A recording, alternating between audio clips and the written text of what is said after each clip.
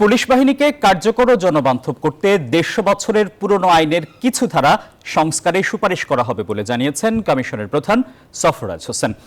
কমিশনের প্রধান হিসেবে প্রথমবারের মতো সচিবালয়ে এসে তিনি সাংবাদিকদের জানান, পুলিশ সংস্কারের কাজ শুরু করতে প্রয়োজনীয় তথ্য সংগ্রহ চলছে। শাহনাজ ইয়াসমিনের রিপোর্ট। আমরা সবাইকে বলে দিয়েছি। গেল ১৩ সেপ্টেম্বর জাতির উদ্দেশ্যে ভাষণে ৬ সংস্কার কমিশন গঠনের কথা জানান প্রধান উপদেষ্টা। ৩ অক্টোবর সংবিধান সংস্কার বাদে বাকি ৫ কমিশনের পূর্ণাঙ্গ তালিকা করে প্রজ্ঞাপন জারি করে সরকার। প্রথমবারের মতো স্বরাষ্ট্র মন্ত্রণালয়ে আসেন পুলিশ সংস্কার কমিশনের প্রধান সফররাজ হোসেন। জানান, আনুষ্ঠানিক কাজ শুরু করতে প্রয়োজনীয় তথ্য জোগাড় চলছে। প্রচুর পরিমাণে আইনের বই এবং অ্যাক্ট এবং রুলস সেগুলো আমরা সংগ্রহ করা হয়ে গেছে, বেশিরভাগই হয়ে গেছে। এখন ২-১টা হয়তো সংগ্রহ করতে হবে। আশা করি যে প্রিপারেশন আমাদের হয়েছে।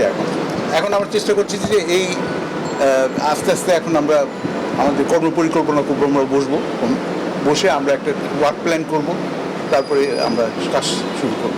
১৫০ বছরের পুরনো পুলিশ আইনের কিছু ধারা সংস্কারে সুপারিশ করা হবে বলে জানান তিনি। এটা চিপস আপনারা চিপসকে চিপস বলতে হবে। প্রাণ কটা আটা চিপস নাকি বিস্কুট খেয়ে বুঝে না। পুলিশের আইনটা হলো পুলিশের 1861 সালের আইন।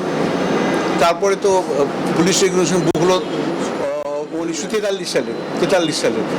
এগুলো তো ধরেন তেমন কোনো পরিবর্তন হয়নি। সেখানে এটা আধুনিকায়ন করা উচিত।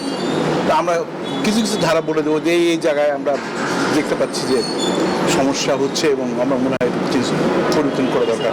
স্বরাষ্ট্র উপদেষ্টা বলেন, কমিশনকে যাবতীয় সহযোগিতা করা হবে। বেঁধে দেওয়ার সময় প্রতিবেদন দেওয়া সম্ভব। যে কোনো ধরনের সহায়তা চাই ওই সহায়তাই দিব। এখন এই ভাই যেটা চাবে ওইটা দিব। এখন কি সহায়তা চায় আমি তো জানি না এখনো। এ কাজে সংশ্লিষ্ট সবার মতামত নেওয়া হবে জনগণের মতামত। শাহনাজ ইয়াসমিন, নিউজ 24, ঢাকা।